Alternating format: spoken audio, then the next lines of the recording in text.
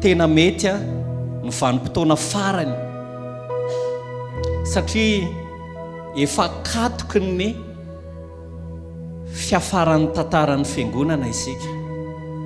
Raha katoky ny fiafaran'ny tantaran'ny fiangonana isika satria ho avy ny fampakarana tsy ho ela dia mbola isan'izay tsy eo an-kianja ihany ve isika tena hirotsaka amin'ny tena fanompoana an'Andriamanitra marina. Fa vanim-potoana zao raha lasiana bavy a satria hanomboka hideran'Andriamanitra isika ny fotoana ohatr'izao ny antsoina hoe fotoana fanompoana. Dia ohatrany ahoana zany manompo zany? Tena manompo an'Andriamanitra isika, tena misy aza an'Andriamanitra, tena manaiky an'ilay tompontsika isika. Amen. Dia mino fa tsisy tonga eto miaraka amina ndao atao hoe fanahy fomba mpivavahana fa tena miaraka amina fo malalaka manantona ny tompontsika isika. Amen. Hira isika ho azy ny hirantsika, hiderazintsika dia ho azy no hanandratantsika ny fiderahntsika. Amen. Dia manasantsika androany ndao tsika hiaraka hitsangana dia hivavaka tsika nomboka an'ity fotoana ity satria fotoana tena lehibe ity fotoana ity izay ahafahantsika manana fahafahana indray hanantona ny tompo. Ho anareo ihany koa izay manaraka anay mivantana, manasa anareo ihany koa izay tena hanokafanareo ny fonareo manontolo an'ny tompo satria araka ny teniko teo hoe tena tsisy moment, tsisy fotoana na qualité kalitao tsara akoatry ny ankehitriny mendrika tolontsika ho an'Andriamanitra. Ny fotoana ankehitriny dia tokony fotoana tena ahafahantsika manandratra ny fotsika ray manontolo raha miderintsika, raha miankohaka isika dia amin'ny fotsika ray manontolo ny ankofantsika amin'ny tompo. Amen. Lao hanandratra vavaka tsika. Jesosy eo ndreto indray izay miaraka amin'ny fiainanay ankehitriny tonga eto anatrehanao Andriamanitra eo, manantona anao zay amin'ny fo feno fanetretena. Tsy tanteraka izahay, tsy lavorary izahay fa tompona iato kosa tompo dia misy fisetona aminao. Atompona iato Andriamanitra dia misy etaetanao Andriamanitra. Halleluja. O Jesosy eo androany izay dia hanandratra ny fonay ho anao. Aoka ianao nisandratra eto amin'ity toerana ity, aoka ianao nisandratra eto amin'ity toerana ity. Ninina teny izay aloky ny vavanay, mo avoaka ny vavanay, teny monja aloky ny vavanay dia aoka avy aminao zany satria ny fanahinao no afaka mitarika anay anakaiky an'ray. Aoka tompo ninina mety hira mahazatra ny irainay eto androany, mety teny mahazatra, mety teny efa faharenay ny renay eto androany. Fa tompo amin'ity androany ity Jesosy malalo, raha afaka hitarika anay ianao, fanamasinao dia fantatray fa afaka ame fanambarana vaovao aty analala ny fonay na amin'ny alalan'ny hira izay ataonay zany, ny amin'ny alalan'ny teny izay renesinay zany tompo. Halleluja tompo, misandraty anao, misandraty anao Jesosy. Halleluja, halleluja, halleluja. Saotra Jesosy. Halleluja. Ankalazainay ny anaranao, ankalazainay ny herinao, ny voninay trao manerana ny tany. Zao rehetra izao zay ny andrandrana, nahita famonjena no ny hery ny anarana. Ankalazao izy androany, ankalazaina ny anaranao, ankalazaina ny herinao, ny voninay trao manerana ny tany.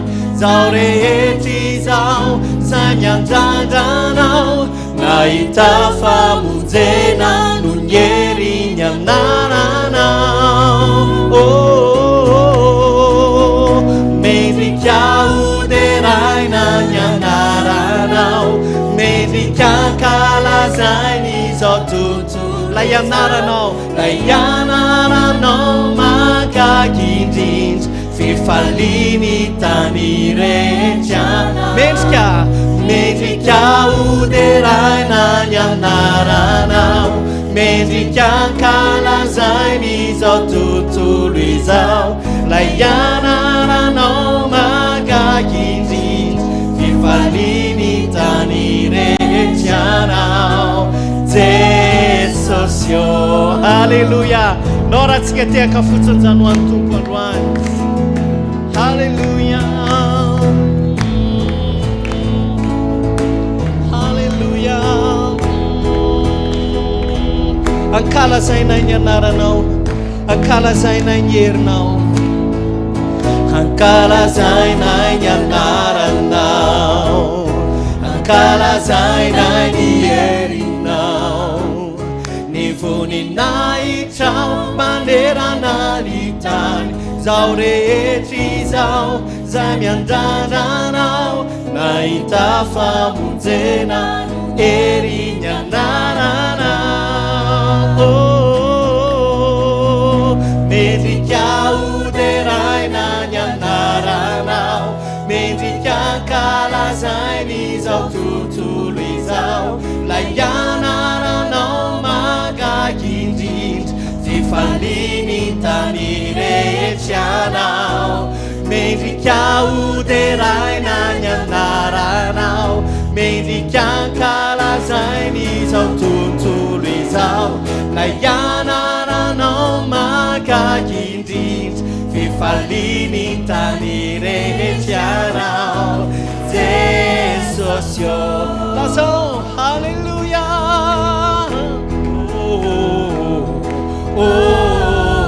Jesosy mahery ny anaranao lazao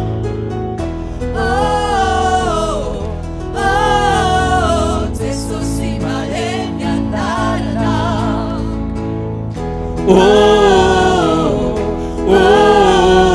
Jesosy mahery ny anaranao lazao yantsy Jesosy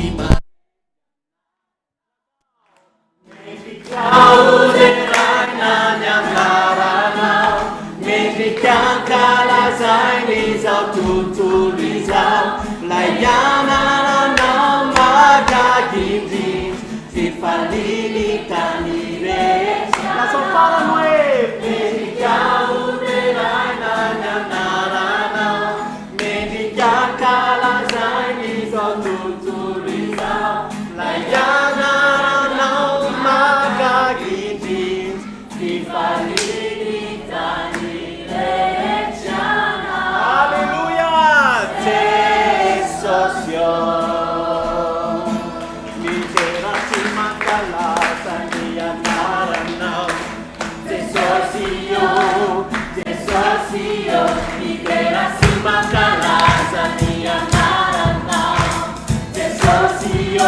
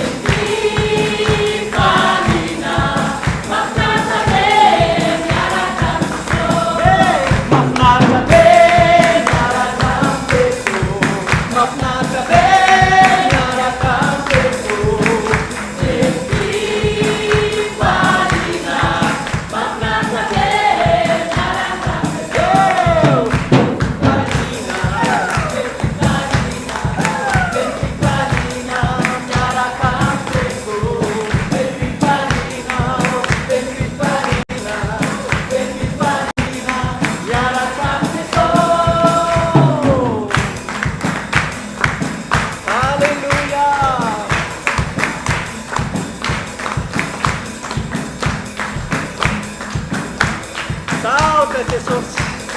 Walang kumasa sa pera magantay. Hallelujah. Oh, hallelujah. Salve Jesus. Makasita ka na tayo. Pagsari na. Pero para me, ampuni, ampuni. Ampuni, ampuni, ampuni, ampuni, ampuni. Asada tu tesosi. Ampani, ampani. Ampani, ampani, ampani. Tuhan sewa di satana. Ampuni, ampuni, ampuni. Ampuni, ampuni, ampuni. Asada tu tesosi. Ampani, ampani. Ampani, ampani, ampani. Tuhan sewa di satana. Haleluya. Haleluya. Salve a Jesus. Keiteran tumpang sitske mantulon doan. Araksanira tiksans. Arsa fiderana le tiksans. Sinyakinan nina rasa bahu. Samane sonasa. Fiderana le tiksans. Haleluya. Nawana tunyaki sika. Nawana tutepeka sabra. Sinyuva. Sinyuva tipo. Sinyuva ni fiderana yanao. Sinyuva sa fi fantatay yanao tubo. Fantatay yanao Jesus. Fantatay yanao. Hallelujah. Hallelujah. Deran yanao. Hallelujah. Oh.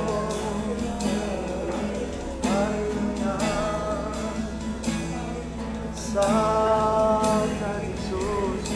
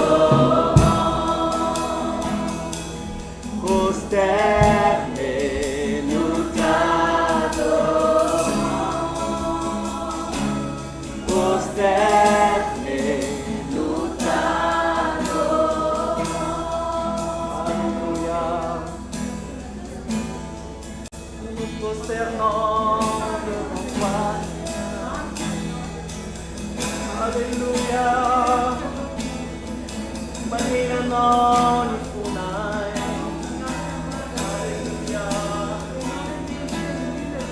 Haleluya. Meraneo anao.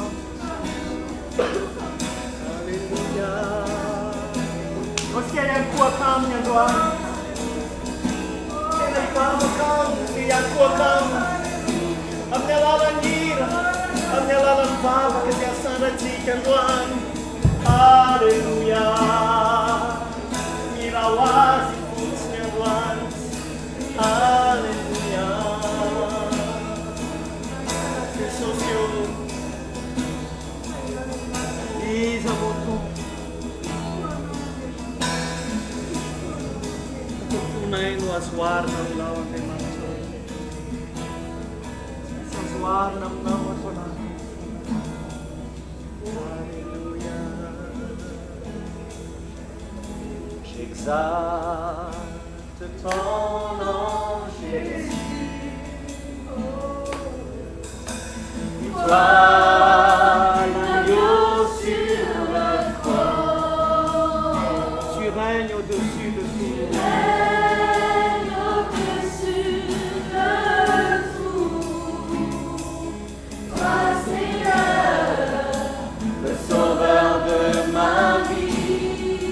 J'exalte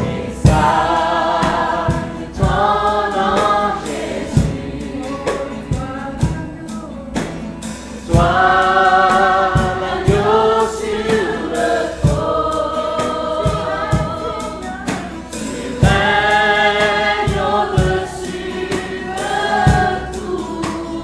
Toi, Seigneur, tu es le Sauveur de ma vie. C'est toi qui règnes, c'est toi qui règnes, c'est toi qui vis, c'est toi qui règnes dans mon cœur et à jamais. C'est toi qui règnes, c'est toi qui vis, c'est toi qui règnes dans mon cœur et à jamais, et à jamais. Alléluia. Sangue estupor. Alléluia. Salta de misy azoarina aminao mandrakizay Andriamanitra. Tonatin'ny fonay izahay dia miboboka fiderana amin'ny Andriamanitra ho an'ny tomponay. Halleluja. Oh Jesosy. Halleluja. Je crois, frères et sœurs, qu'il va répondre. Et il va nous visiter. Et il va nous délivrer. Mais Dieu cherche une soif en nous. Le Seigneur veut une soif en nous. C'est pour ça que je dis, je ne viens pas ici. Et je vais m'asseoir. Mais au moins, j'ai un désir il y a le désir de changer. Je veux être délivré de cette chose, Jésus. Et je veux être cette église sans rides. Alléluia. Alléluia. Le Seigneur nous appelle, chacun de nous, frères et sœurs. Et la parole de Dieu dit, c'est Jésus même qui s'est livré lui-même. Ce n'est pas par notre propre force. Ce n'est pas à cause de l'église. Ce n'est pas le fait que nous venons ici tous les dimanches. Mais à cause de Jésus. Alléluia. Alléluia.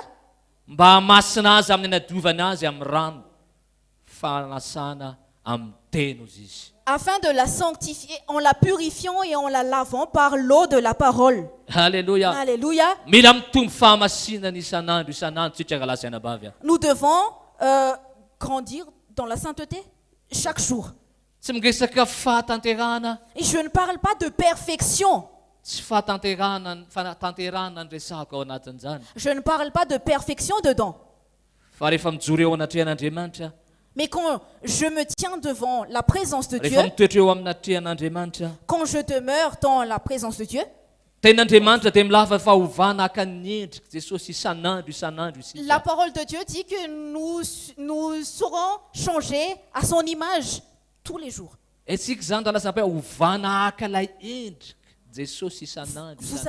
savez ce que ça veut dire être transformé à son image chaque jour? Cela signifie qu'il y a une œuvre que Dieu fait au moins chaque jour. Mais la question qui se pose, frères et sœurs, est-ce que j'accepte cette œuvre que Dieu veut faire dans ma vie? Ou bien je me dis, non Jésus, je viens ici et c'est tout. Mais il y a une œuvre que Dieu veut faire en chacun de nous. On ne peut pas dire, Seigneur, et ça fait longtemps que je suis là et je suis là. Mais nous avons besoin de savoir, frères et sœurs, Jésus va enlever l'église. Et ce n'est pas une personne qui vient dans les réunions tout simplement. Mais une personne transformée chaque jour. Chaque jour, dis à ton voisin, chaque jour. Chaque jour, tu seras transformé petit à petit. Et donc, il y a une œuvre que Dieu veut faire en toi. Alléluia. Alléluia. Misy tenin'Andriamanitra eo amin'ny bokin'ny Jaona, epistiliny Jaona toko voalohany a. Epistiliny Jaona voalohany toko faharoa andiny fahaenina. Dans l'épître de 1 Jean chapitre 2 verset 6. Épître. Ah oui.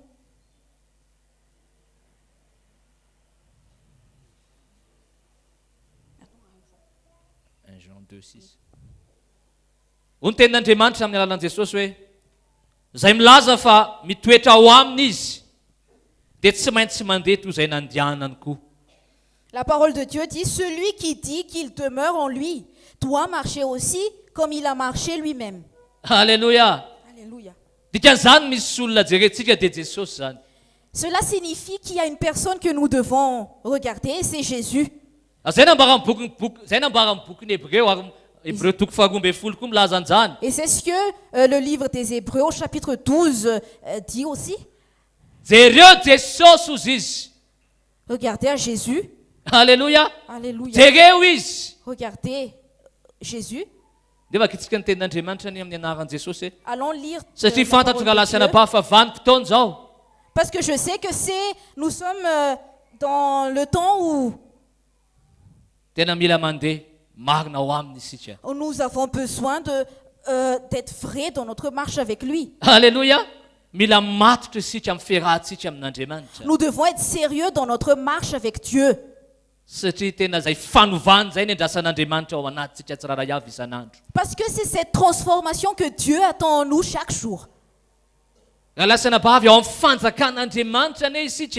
et sœurs, nous sommes dans le royaume de Dieu. Et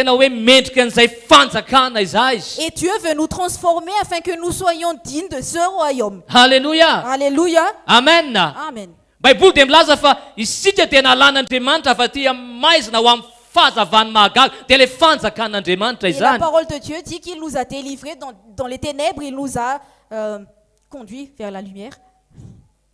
Tsy nataony membre na fiangonana ianao. Tu n'es pas appelé à devenir un membre au sein d'une église. Mais tu es appelé à être un membre dans le royaume de Dieu. Et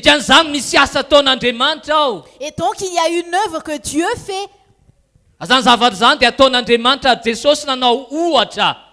Et cette œuvre, c'est Dieu qui le fait et Jésus est l'exemple.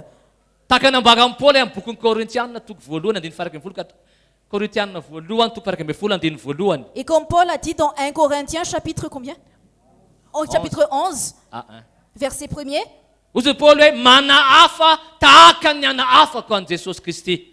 Il a dit, soyez mes imitateurs comme moi, je suis l'imitateur de Jésus. Alléluia. Alléluia. Manahafa tahaka ny anahafako an Jesosy Kristy. Soyez des imitateurs comme moi, je le suis moi-même en Jésus-Christ. Dikan'izany tsy hanahaka olona isika. Cela signifie que nous n'allons pas imiter les hommes. Fa nazary manahaka an Jesosy. Mais même moi, je suis un imitateur de Jésus. Dia isika tsara avy dia tian'Andriamanitra hanahaka azy, hanahaka an Jesosy. Et Dieu veut que nous soyons tous des imitateurs de Jésus. Satria izy no fahatanterahany zavatra rehetra. Parce que c'est lui qui est la perfection de toute Tao aminy zavatra rehetra. Toute chose est en lui. Alléluia. Alléluia. K'androany tompo tena mitona antsika rahalasy anabavy. Et donc aujourd'hui, le Seigneur nous conduit, frères et sœurs, Mba hanahaka an Jesosy.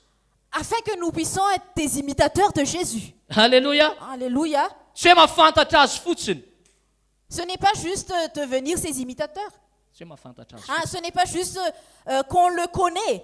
Hoe fantatry Jesosy. Oui, je connais Jésus. Teraka tao an-tranon'omby izy. Et il est né dans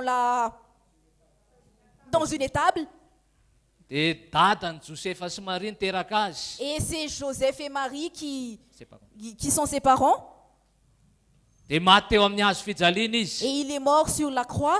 Andriamanitra ty apiditra antsika lalindalina kokoa rahalasy anabavy. Mais Dieu veut nous conduire plus en profondeur. Amen.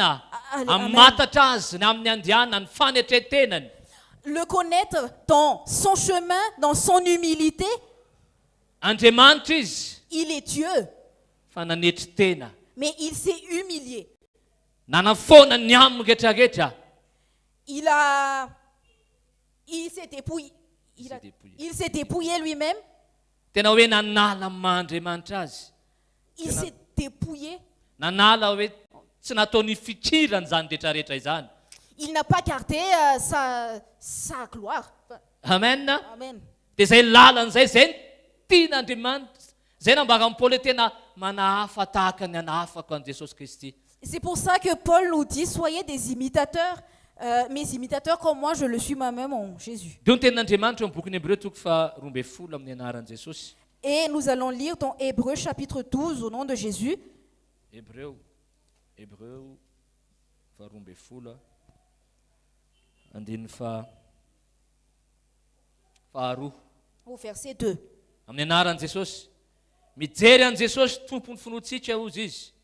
Mpanefa azy izay niahitra ny azo fijaliana fa tsy nitandro henatra mba ahazony ny fifaliana napetraka teo manoloany ka dia efa nipetraka eo ankavanany seza fiandrianan'Andriamanitra izy. Fa heveriko tsara ilay nahakitra ny fanoherana nataon'ny mpanota taminy fa ndra ho ketraka ianareo ka ho reraka ny fifanahinareo. Ayant les regards sur Jésus qui suscite la foi et l'amène à la perfection. En échange de la joie qui lui était réservée, il a souffert la croix, méprisé l'ignominie et s'est assis à la droite du trône de Dieu. Considérez en effet celui qui a supporté contre sa personne une telle opposition de la part des pécheurs, afin que vous ne vous laissiez point l'âme découragée. Alléluia. Alléluia. Hitatsika ny nandianany. Nous avons vu son chemin, Hitatsika ny zavatra nataony. nous avons vu ce qu'il a fait, Hitatsika ny nanolorany ainy. nous avons vu où il s'est donné ça. il s'est donné lui-même. Rahalasy anabavy. Frères et sœurs, Zany tiany tompo hanahaka an'izany isika. le Seigneur veut que nous soyons des imitateurs de cela. Alléluia. Hanovatsika Andriamanitra. Dieu va nous changer Ary ny fahasoavany hanampy atsika. et sa grâce va nous aider. Amen. Ny fahasoavany no hanampy atsika. C'est sa grâce qui va nous aider. Tsy afaka hanova ny tena koa. Je ne peux pas me changer moi-même. Fa rahalasy anabavy ny zavatra endrasan'Andriamanitra dia le etaeta ao anatiko ao. Mais ce que Dieu attend en moi, c'est cette soif qu'il Le y a en moi. etaeta ao anatsika sy anao ao. Cette soif qu'il y a en toi et en moi. Satria raha Andriamanitra te hahita an'izany. Parce que Dieu veut voir cela. Be da be ny olona mety miteny ahoana nahafahan'Andriamanitra hamonjy anao anaty zavatra mety mamatotra anaty. Il y en a beaucoup qui se disent comment Dieu peut me sauver avec cette chose qui m'enchaîne. Mais allons crier à lui, frères et sœurs. Efa niantsoantso ny tompo venao nandritra ny alina misy tompo ao afao amin'ity zavatra anankiray ity a. Est-ce que tu as crié au Seigneur en disant délivre-moi de cette chose? Afao a Jesosy a. Délivre-moi Jésus. Afao a Jesosy a. Délivre-moi Jésus. Ralasana bavy ny sofiny de mare ary mandre ny antsoantsonao. Frères et sœurs, ses oreilles entendent tes cris. Fa misy fotoantsika mihitsy tsy te hetsika ao anaty fa te mbola manaitra n'le zavatra mbola mahazo atsika ao. Mais il y a des moments où c'est nous qui ne voulons pas bouger, nous nous plaisons dans ces choses. Fa androany ralasana bavy. Mais aujourd'hui, frères et sœurs, teny amintsika tsara avy Andriamanitra de miteny amiko. Dieu nous parle à chacun de nous, il me parle aussi. Antsoantso izy. Mais Antso izy. invoque-le, crie vers lui. Antso izy. Tsy reraka mandre anao izy. Invoque-le, il ne se lasse pas de t'entendre. Reny ny antsoantsonao na isak'alina ianao iantsoantso hoe tompo tena te hiova Jesosy a. Il entend tes cris, même si toutes les nuits tu cries vers lui, Jésus, je veux changer. Te handroso a Jesosy a. Je veux avancer, Jésus. Te hitombo a Jesosy a. Je veux grandir, Jésus. Te ho lehilahy te lasy vehivavy ara-panahy Jesosy a. Je veux devenir un homme ou une femme spirituelle, Jésus. Alléluia. Alléluia. Te hanaka anao a Jesosy a. Je veux devenir ton imitateur, Jésus. Ao anatin'izany ralasana bavy de misy vidiny alohantsika tsiraray avy. Mais dans tout cela, frères et sœurs, il y a un prix à payer.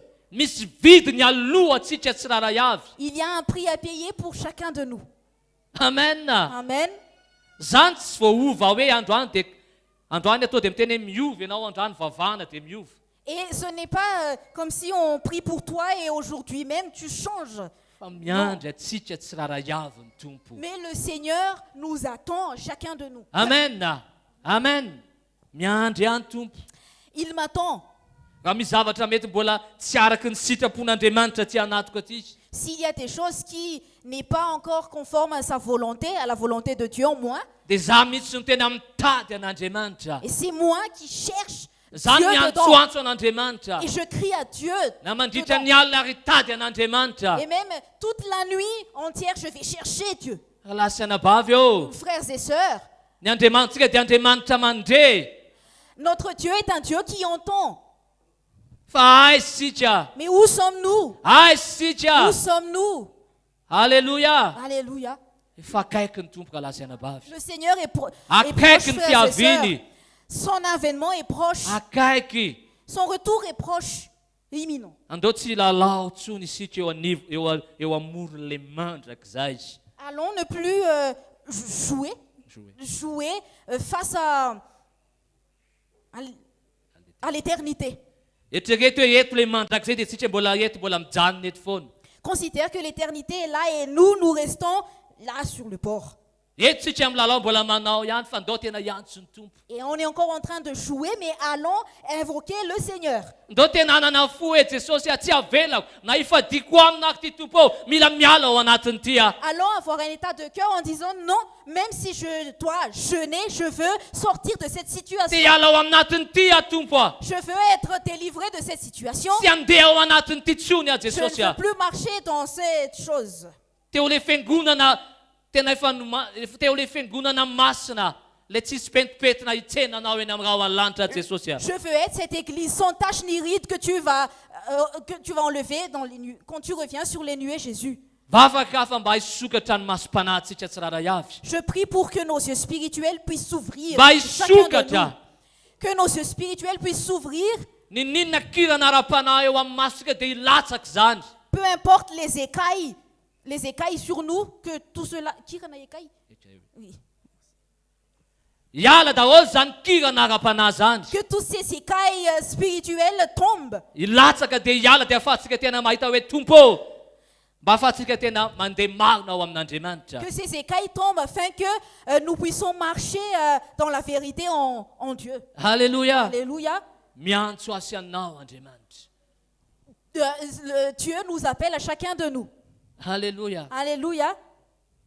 Tonga eto isika ary tena mila azy ary te hiantsoantso azy te hitady azy tompo. Tena te hanaka anao any a Jesosy.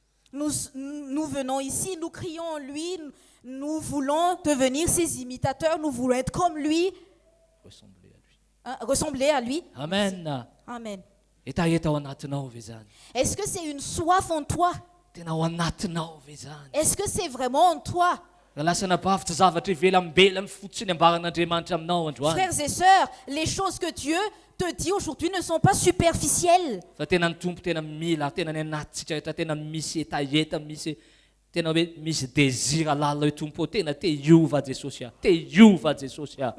en nous, il faut qu'il y ait un désir qu'on veut changer Jésus, je veux changer Jésus.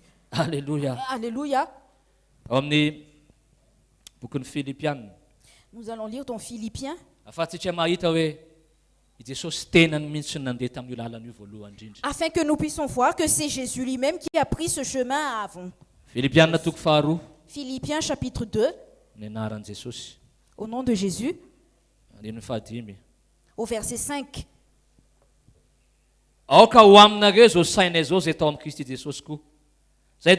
Izay na dia nanana ny endrika Andriamanitra azy dia tsy nataony ho zavatra ho fitirana mafy ny fitoviana amin'Andriamanitra fa nofoanany ny tenany tamin'nakany ny endriky ny mpanompo sy ny nahatongavany ho manam-pitoviana amin'olona. Ayant en vous les sentiments qui étaient en Jésus-Christ, existant en forme de Dieu, il n'a point regardé son égalité avec Dieu comme une proie à arracher. Mais il s'est dépouillé lui-même en prenant une forme de serviteur, en devenant semblable aux hommes, et il a paru comme un vrai homme. Alléluia. Tsy nazony zany rehetrarehetra izany. Mahandriamanitra azy. Tsy niazona an'izany izy ny tenin'Andriamanitra. Il n'a point regardé son égalité comme une proie arrachée. Alléluia. Alléluia.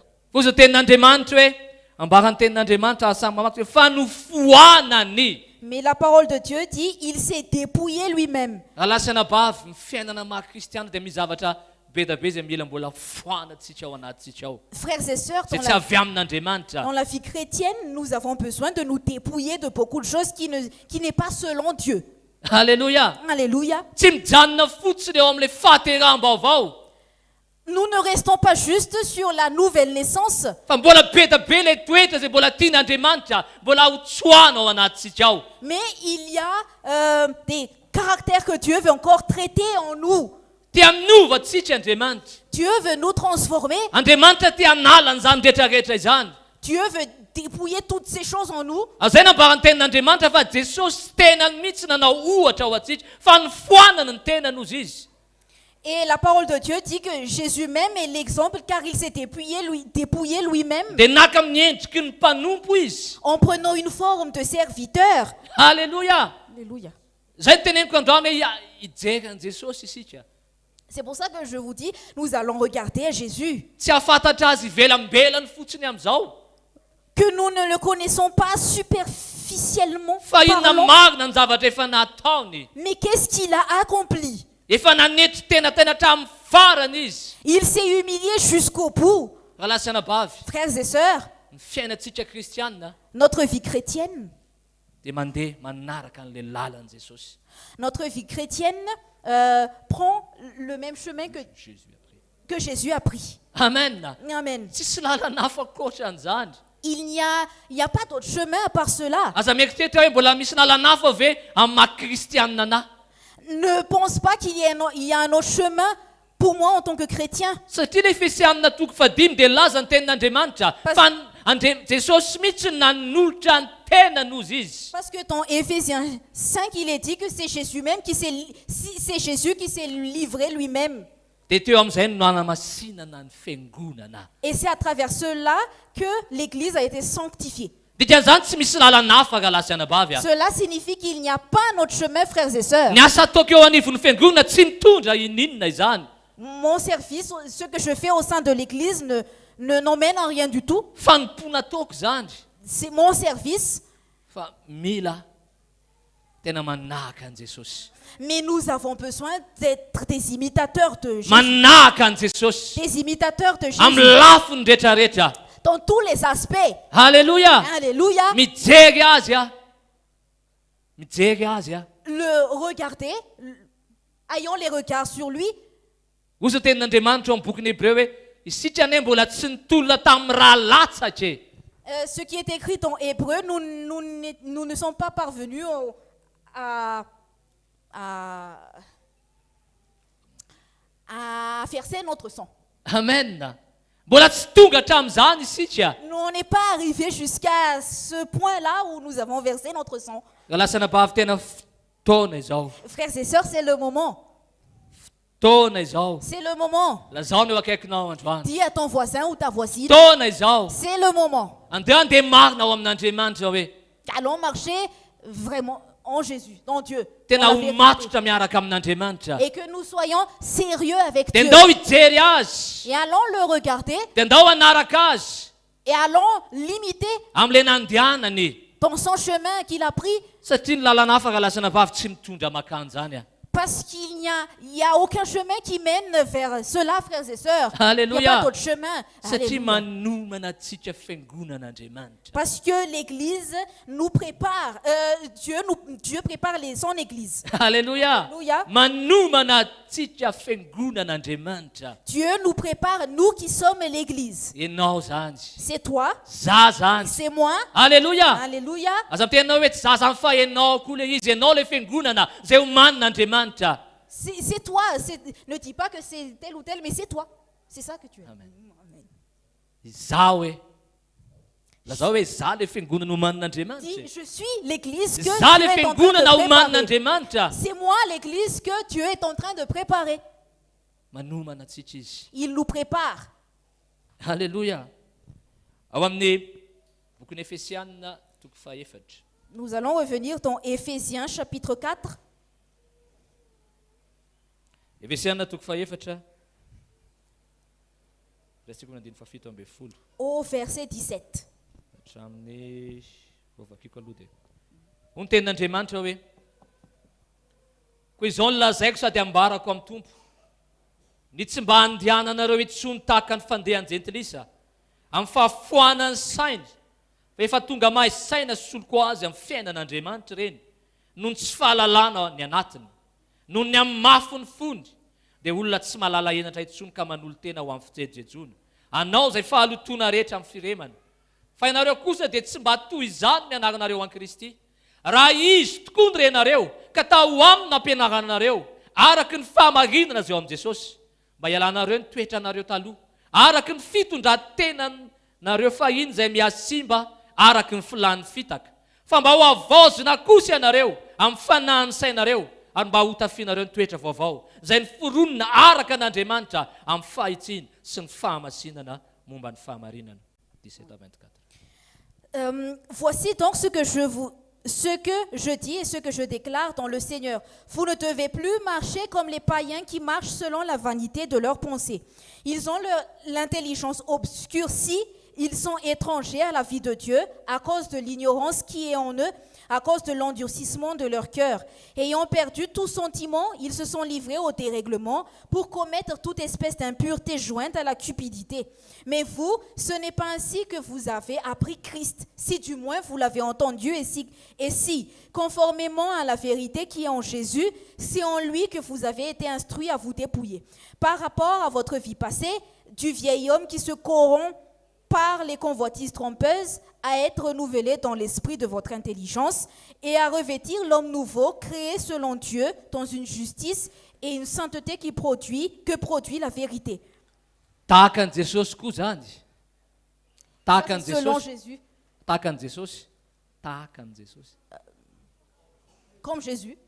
Tahaka Jesosy koa dia mila mizavatra mila foanatsika koa zay tsy araka an'Andriamanitra ao anatsika. Donc comme Jésus, nous avons aussi besoin de nous dépouiller des choses qui n'est pas selon le Seigneur. Ambaran'ny tenin'Andriamanitra ary milaza izy manomboka amin'ny 17 teo. Et la parole de Dieu dit à partir du verset 17, Tsy andianatsika intsony tahaka ny fandehan'ny jentilisa ozy izy. que nous ne marchons plus comme les païens. Inona ny antony mahatonga azy mandeha tahaka an'izany? Foana ny saina ozy izy. Et pourquoi il a dit cela? Car qui marchent selon la vanité de leur pensée. Satria foana ny sainy. efa mahazo tsaina izy ny Ils ont tenin'andriamanitra l'intelligence obscurcie. mahazo tsaina izy Ils ont l'intelligence obscurcie. teo tenin'andriamanitra hoe arak'ilay tenin'andriamanitra teo dia tsy mba toy izany ny anaranareo an Kristy raha tena izy tokoa no ny anaranareo. Et au verset combien? Et si du moins vous l'avez entendu conformément à la vérité. Mais vous, ce n'est pas ainsi que vous avez appris Christ. Alléluia. Alléluia. Mino fa fanandre tenin'andriamanitra foana isika teto. Frères et sœurs, je crois que nous avons toujours entendu la parole de Dieu ici. Tsy afaka hiteny ianao hoe tsy ary nandre tenin'andriamanitra mihitsy a. Tu ne peux pas dire que tu n'as jamais entendu la parole de Dieu. Efa Ici. renao, efa retsitsy. Tu l'as entendu, nous avons entendu. Foana foana. Toujours. Azay ny teneniko hoe mila mandresika dia makatozy ambakan'andriamanitra. C'est pour ça que je vous dis, nous avons besoin d'entendre et obéir à ce que Dieu dit. Satria tsisy fiovana izany raha mientsika nefa tsy makatozy ambaran'andriamanitra. Parce qu'il n'y aura pas de changement si nous écoutons, mais nous n'obéissons pas à ce qu'il dit, à ce Tahaka que ny Dieu dit. mpianatra ray izay mety tsy mianatra mandray zavatra izy a. C'est comme un étudiant qui a appris quelque chose, Tsy mianatra izy a rehefa avy eo tsy mahatateraka an'ilay fianarana ataony akory a le lesona mais il n'applique pas la leçon qu'il a appris, dia tsy ho afaka izy rehefa avy eo. alors il ne va pas réussir à réussir plus tard. Raha lasana bavy tena marina fa manao fahagagan'andriamanitra fa miandry atsika andriamanitra. Frères et sœurs, il est vrai que Dieu peut faire des miracles, mais il nous attend. Retsika ny tenin'andriamanitra. Nous avons entendu la parole de Dieu, Ary mazava ny ambara ny tenin'andriamanitra eto. et c'est clair ce que la parole de Dieu est en train de dire. Ny jentilisa dia mandeha araky ny fombany, mandeha araky ny fombany atsika taloha mety nandeha tahaka an'izany. Les païens marchent selon leur manière et nous étions comme cela jadis. Ambara ny tenin'andriamanitra ary milaza izy. Mais la parole de Dieu dit, il a dit, Tsy andehanatsika amin'izany intsony ozy izy. que nous ne marchons plus comme cela. Alléluia. Dikan'izany mila misy asan'andriamanitra foana ao anatisika ao. Cela signifie qu'il y a une œuvre de Dieu constamment en nous. Isan'andro misy asa tokony ataon'andriamanitra ao haningotan'andriamanitra zay tsy avy amin'andriamanitra. Chaque jour, il fait son œuvre en nous afin qu'il puisse dépouiller ce qui n'est pas selon sa volonté. Raha tsy zany da lasana bavy dia mbola andeha tahaka ny jentilisa ihany isika. Autrement, frères et sœurs, nous allons marcher comme les païens, Ohatran'ny fiainany jentilisa ihany. comme la vie des païens. Lasana bavy tena miantso atsika andriamanitra. Frères et sœurs, Dieu nous appelle. Alléluia. Alléluia. Mba ahafahantsika manafoana zay tsy avy amin'andriamanitra rehetra. Afin que nous puissions nous dépouiller de ce qui n'est pas de la volonté de Dieu. Qui ne vient Ozy pas ny de lui. tenin'andriamanitra teo. La parole de Dieu a dit tout à l'heure, Ozy ny tenin'andriamanitra hoe mba hialanareo ny toetranareo taloha izy izy. Mba hialanareo ny toetranareo taloha. au verset 17, 23. 23. Ah non, 22. 22. Et comme il est écrit, à revêtir l'homme nouveau. L'homme nouveau, créé selon Dieu, dans une justice et une sainteté que produit la vérité. Boky ny Korintianina faharoa toko fahadimy andimy fahefatra ambin'ny folo fito ambin'ny folo ahitsika ny tenin'andriamanitra. Et dans 2 Corinthiens chapitre 5 verset 17, Raha misy olona ao amin'ny Kristy s'il y a un dia homme en olona Christ, vaovao izy. c'est un homme nouveau. Efa lasa ny zavatra taloha izy. Toutes choses anciennes sont passées. Efa natao vaovao izy. Il est Alléluia. en nous un homme nouveau. Fait 2 Corinthiens 5, 17. Alléluia. Ah, nous allons lire, on va lire. Oui.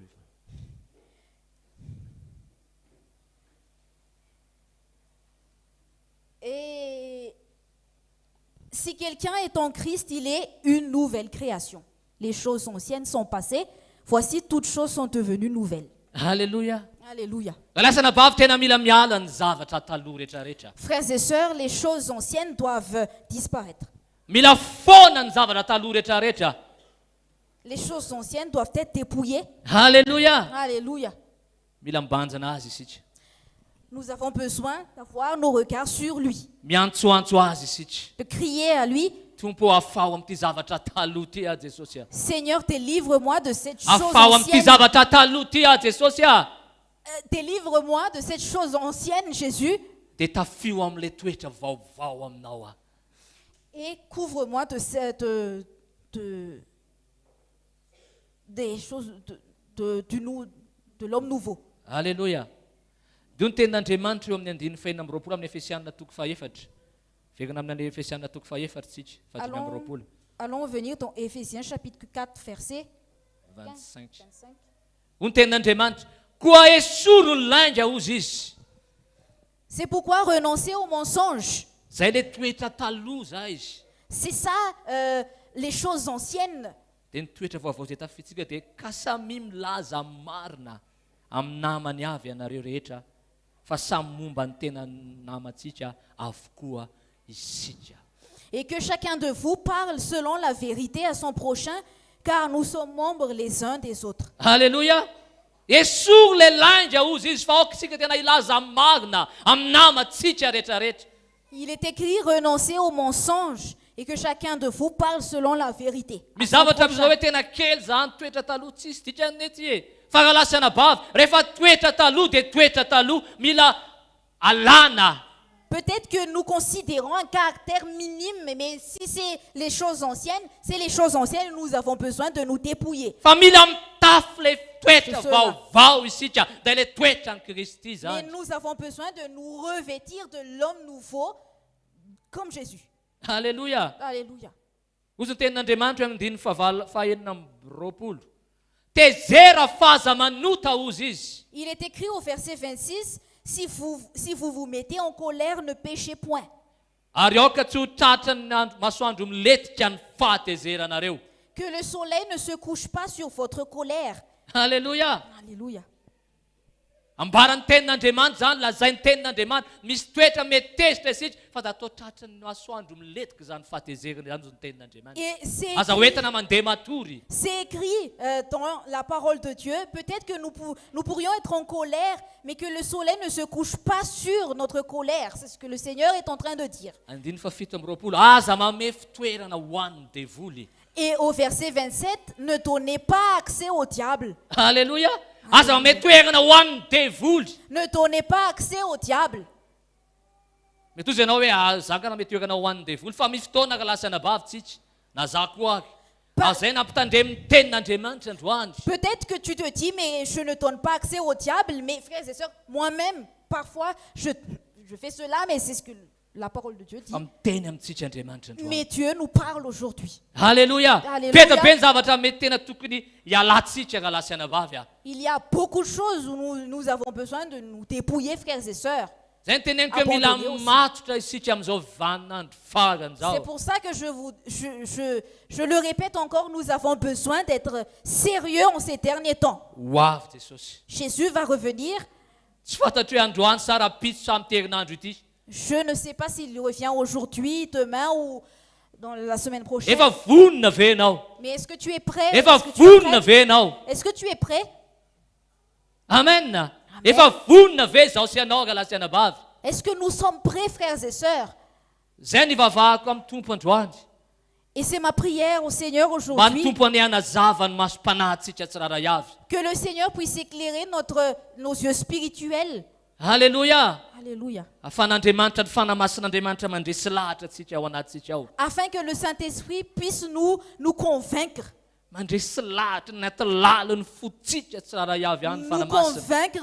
Nous persuader au fond de notre cœur, à l'intérieur de nous. Amen. Amen. Amen. Amen. Amen. Dis amen fort aujourd'hui. Alléluia. Alléluia.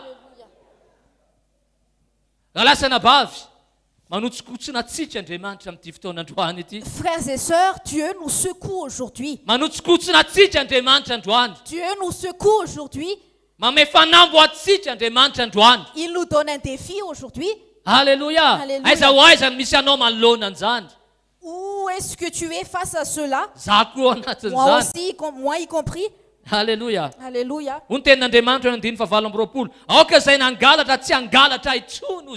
Et au verset 28, il a dit que celui qui dérobait ne dérobe plus.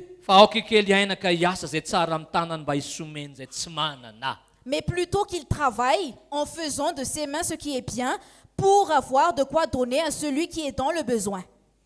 Amen. Amen.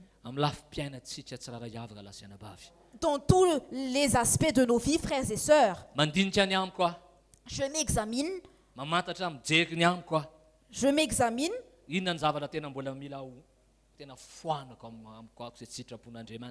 Qu'est-ce que je dois encore dépouiller en moi et qui n'est pas selon la volonté de Dieu? Je vais me tenir, je vais me comparer devant Dieu. C'est le Saint-Esprit qui parle en moi. Il y a des choses qui attristent l'esprit en moi. Et c'est à moi de crier et chercher le Seigneur. Frères et sœurs, il n'y a rien de mal à prier si tu as besoin de prière.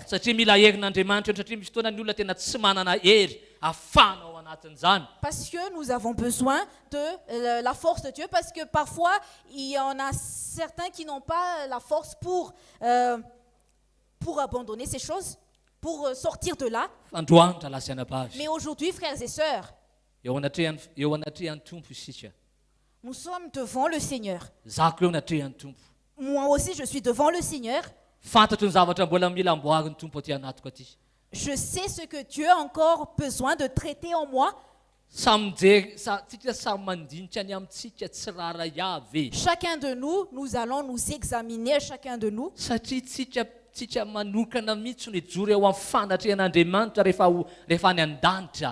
Parce que chacun va comparaître devant Dieu, personnellement devant Dieu. Tu ne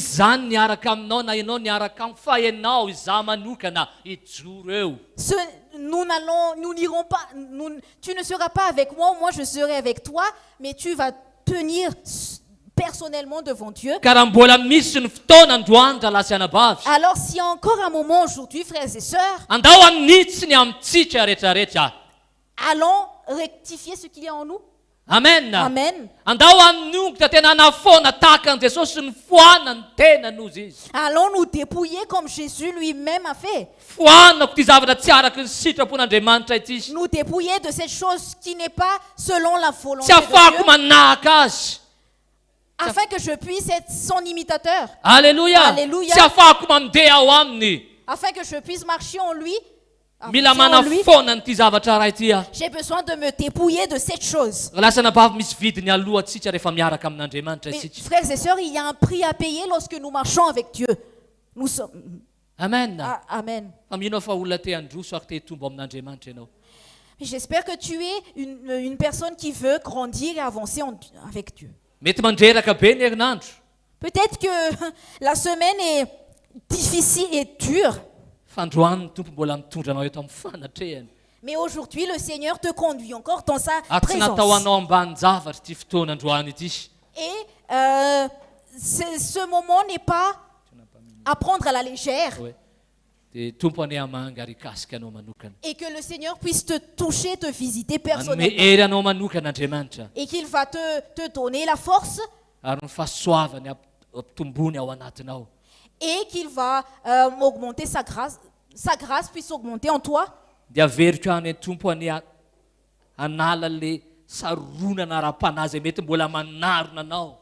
je répète encore que le Seigneur puisse ôter les voiles spirituels. Amen. Parce que ces choses doivent changer, frères et sœurs.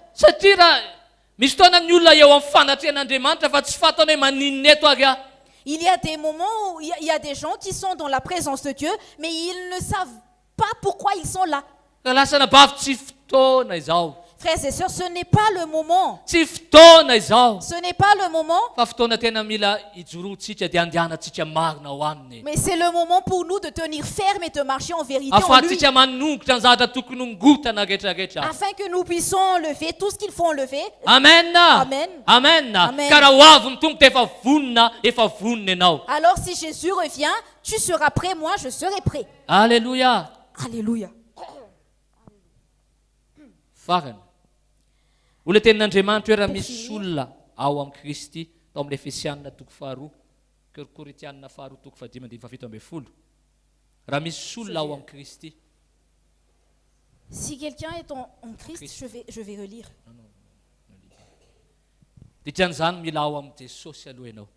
Cela signifie que tu as besoin d'être en Jésus. Tu dois avoir l'assurance que tu es vraiment en Jésus. Si tu es là, alors oui, mais si tu n'as pas l'assurance que tu es en Jésus, tu as besoin d'être en Christ.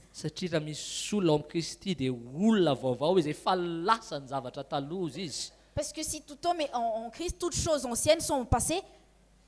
Amen. Amen. Amen.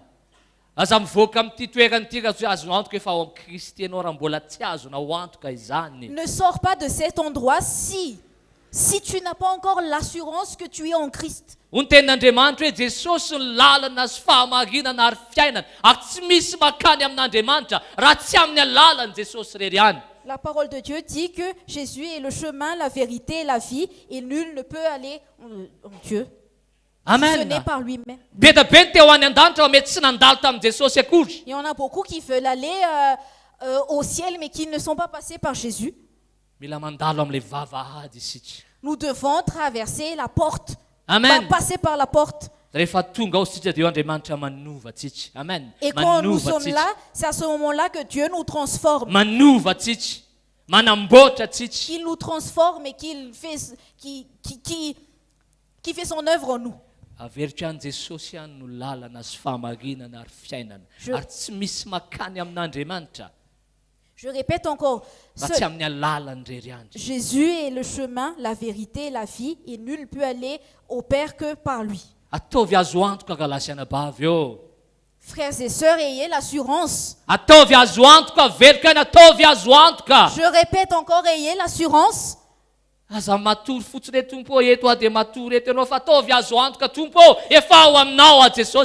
sois pas endormi si tu viens ici, mais aie l'assurance que tu es en Jésus. Amen.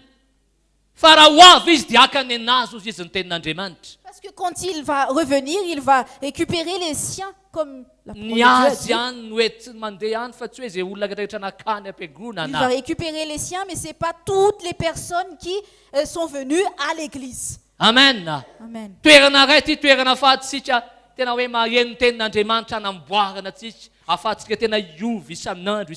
C'est un endroit où nous pouvons entendre la parole de Dieu afin que nous puissions être changés chaque jour. Dieu fait son œuvre aussi. Mais même si je suis assis ici pendant 20 ans, mais je n'ai pas encore reçu le Seigneur Jésus, il n'y a rien qui va changer, frères et sœurs. Amen. Amen. Amen. Amen. Frères et sœurs, Dieu nous appelle. Le Seigneur nous appelle d'avoir les regards sur lui et devenir ses imitateurs. Alléluia. Alléluia. Amen. Amen. Le Seigneur est bon. Que le Seigneur puisse te bénir. Que le Seigneur puisse te bénir.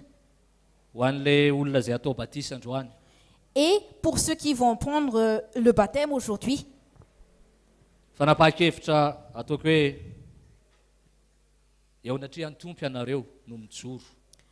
vous allez tenir devant le Seigneur et c'est une décision, une vraie décision. Amen. Amen. Ce n'est pas pour l'homme.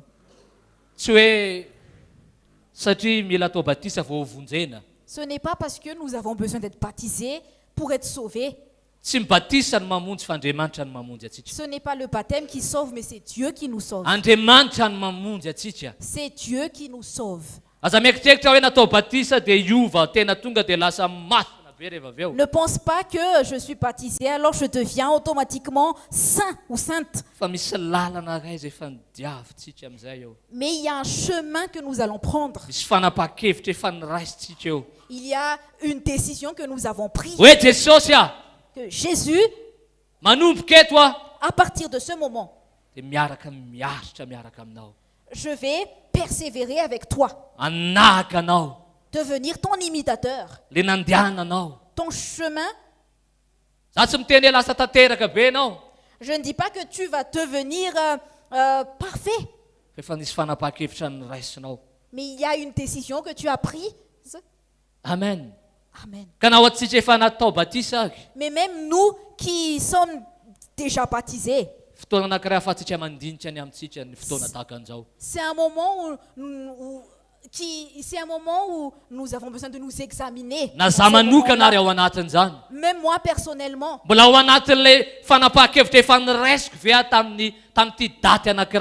Est-ce que je suis encore dans cette décision que j'ai prise à telle date? Quand je me suis fait baptiser, est-ce que je suis toujours dans ce chemin? Ou bien je suis dehors et je ne me renie plus moi-même? Peut-être que je viens toujours, mais je suis ce qu'il n'y a rien à ma vie, c'est ma vie.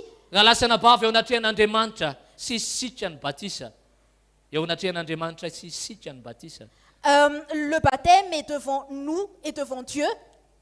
Amen. Le baptême ne va pas laver toutes nos souillures. Parce qu'il y a une certaine époque, on s'est dit que le baptême doit être dans une rivière, dans de l'eau qui coule, parce que rien ne va sortir, frères et sœurs.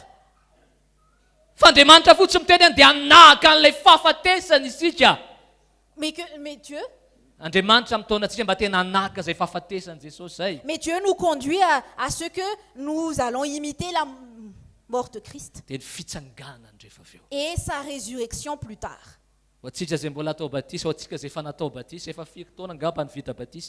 Pour ceux qui vont prendre le baptême et ceux qui sont déjà baptisés, ça fait plusieurs années que nous sommes baptisés. Ce n'est pas de la religion, frères et sœurs. Ce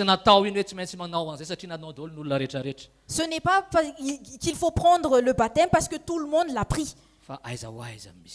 Mais où est-ce que tu te situes?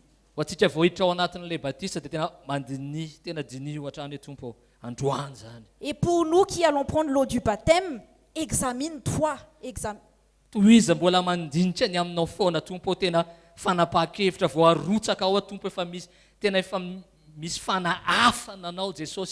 Mais examine-toi, c'est une décision, et quand je serai immergé dans l'eau, je serai ton imitateur. Amen. Amen. Je serai ton imitateur. Je serai ton imitateur, Jésus. Alléluia. Alléluia. Allons nous lever et nous allons remercier le Seigneur pour toutes choses.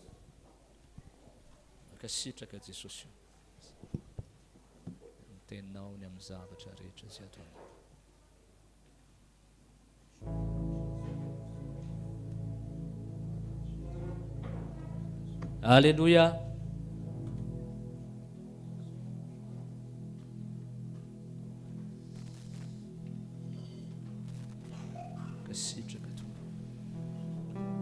Je veux, Jésus, te ressembler, parler comme toi.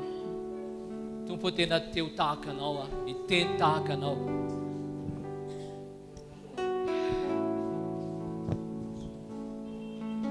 E tu danias fizaliko.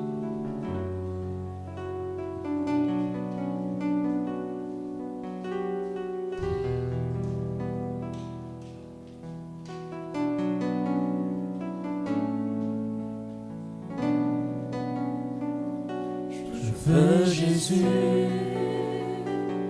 te ressembler, parler comme toi, montre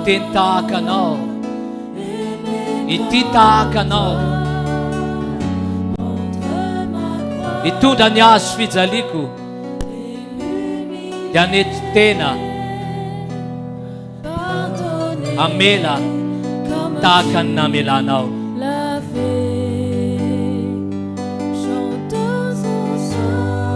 Alléluia. Alléluia. Célébrons. Alléluia. Notre Seigneur. Il est vivant. Il est vivant. Ressuscité. Ressuscité.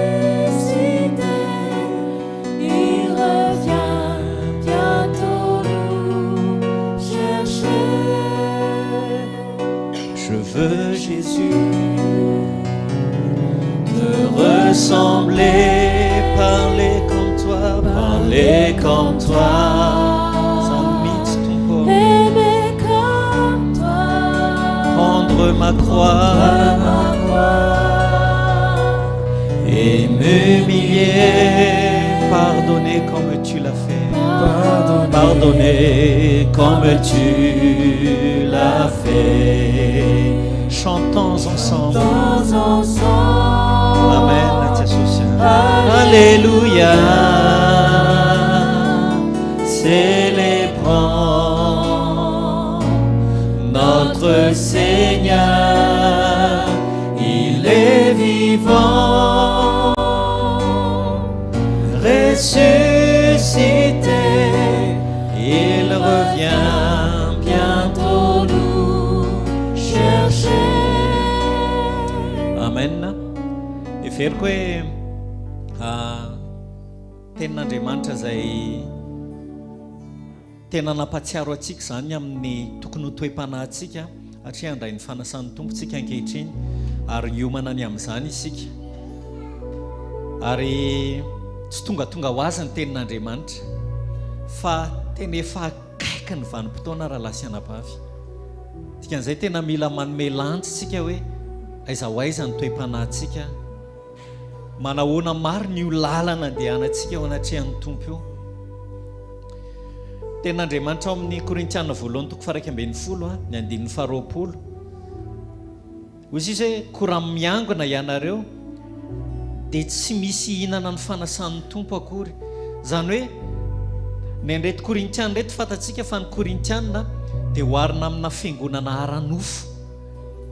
Ny zareo tetiny ny fepetrany zareo dia izao hoe misy mamy tao, misy rehefa mandray fanasan'ny tompo fa firifiry ny kristianina ankehitriny ao anatrehan'ny fiainam-panahiny tsy manome lanja ohatran'ilay tenin'Andriamanitra teo hoe tsy mikonsidere mariny tsika ny lalantsika ao amin'ny tompo dia tonga isika ny alahady na isaky mandray fanasan'ny tompo dia ozy izy hoe ohatran'ny hoe tsy misy hinana ny fanasan'ny tompo. Ny tanjontsika dia tsy ilay fanahafana an'ilay izy akory hoe inona moa ny tanjon'ny fanasan'ny tompo, manahoana ny fiainako raha mandray ny fanasan'ny tompo fa jerenareo tsara zao nolazain'ny Paoly eo amin'ny 7:20 izao efa nandray tamin'ny tompo izay atolotro anareo.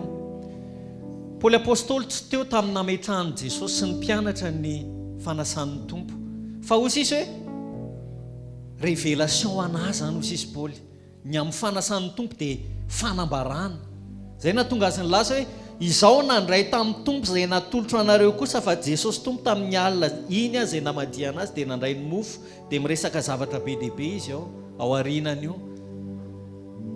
Firifiry ny kristianina ny tsy mandray ohatran'ny hoe mandray foana ny fanasan'ny tompo, tsy manome lanjany hoe manahoana tokoa ny fiainam-panahiko fa tsy zavatra sotroina fotsiny zany. Tsika mahafantatra tsara ny fiainan'ny apôstôly Paoly nanahoana ny fiaretany tamin'ny tompo, nanahoana ny fijaliany tamin'ny tompo ary zay nahatonga amin'ny Paoly miteny hoe ho any fanondraisana ny fanasan'ny tompo tsy ohatra ny anareo Korintianina fa ho azany tena niraisiko avy amin'ny tompo zany ary raha mandray an'izany dia manahoana ihany koa ny fiainako manahaka ny fahafatesana sy ny fitsanganan'i Jesosy. Amen. Nahatonga azy milaza ao ambanimbany ao hoe aoka ny tsiraray avy samy andinika ny tenany aloha dia andao tsika samy andinika ny tenantsika fa ho avy ny tompo raha lasianabavy. Jereo ny zavatra misy rehetra fa ho avy ny tompo. Mbola fotoana ve zao ilalovantsika, mbola fotoana ve zao hoe misotro dia mihinana biscuit fa tsy hitondra ninina ao atsika zany fa ny fiainako raha mihinana an'izany sy misotro an'izany Jesosy eo tahaka ny fatoritoronao matsiaro anao raha mihinana an'ity mofo ity dia matsiaro fa ny fiainako ihany koa eo anatrehan'ny fanamby misy ao amin'ny fiainako dia anoritoro ny foka ihany koa, anoritoro ny nofika ihany koa. Matoa mihinana an'ity dia misengage ihany koa hiaina fiainana tahaka ny iainanao ihany koa. Amen. Tsika samy irosany rany andray ny mofo sy ny kapoaka. Alleluia.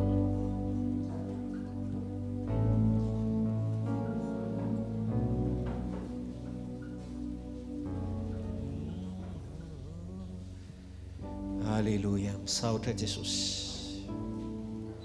Saotrany amin'izao fahafahana izao tompo izay ahafahana mbola mandray ny fanasanao Jesosy.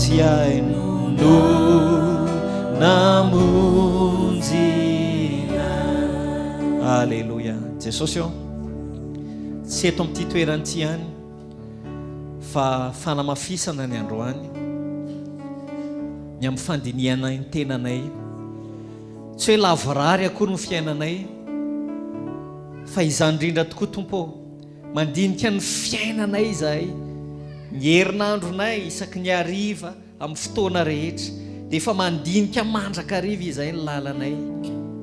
Azany mahatonga anay hihinana ny mofo ankehitriny sy sotro ny kapoaka, mofo izay tandido ny tenanao izay nitorotoronina. Tahaka izany ihany koa Tompo ny fiainana izay iainanay raha mihinana an'izao mofo izao zahay, dia tahaka izany ihany koa ny fiainanay Jesosy, manaiky ny fanamboaranao ihany koa zahay eo amin'ny alehanay rehetra Tompo, amin'izao andro sisa izay iainanay izao. Otsika samy handray mofo ankehitriny dia saintsainana izany.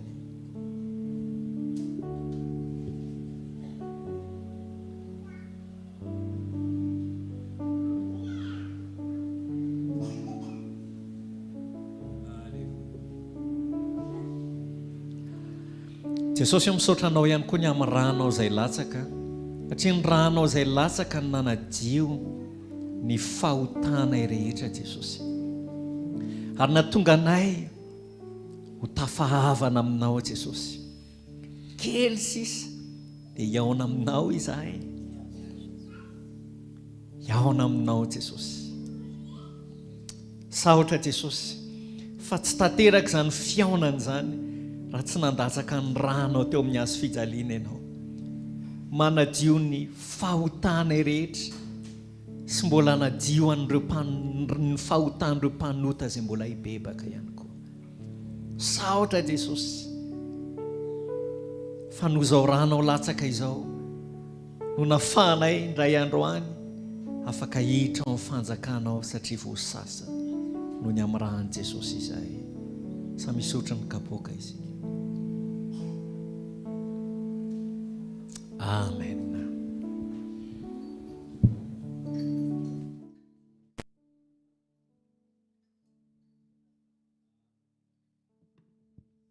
Fandaminana vetivety filazana aloha ny manadio dia ny atanandrano amin'ny asabotsy, dia rehefa avy eo zany ao atsika izay afaka makany Mbatobeny amin'ilay batisa fiara ray ihany ny ao, ka ho an'izay afaka moa zany tsy voatery ho antsika rehetrarehetra fa ho an'izay afaka ho dia efa misy fiara ray ao. Rehefa avy eo dia afaka miditra amin'ilay fiara.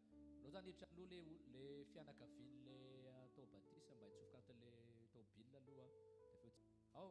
Izay ny fandaminana dia eto ihany ny fotoanantsika amin'ny milady ho avy izao amin'ny sivora sasany cellule de prière ny atanandrano amin'ny alakamisy, satria ny tena dia mantsanandrana tsy olo zany ho an'izay dia akaty fotsy mba misy afiry miaraka ray ka atsika izay mipetraka manjaka ray mba manantona rehefa mirava rehefa avy eo mahafahana mandamina an'izay selula manjaka ray zay a fotoana sy ny fandaminana rehetrarehetra ny amin'izay selula manjaka ray zay a dia zay angamba fa mandeha ny fotoana dia io makomantsika dia andeha satria efa mandeha ny fotoana zao fotoana zao dia tahiny tompo daholo ny vavaka isaky ny hariva mivalo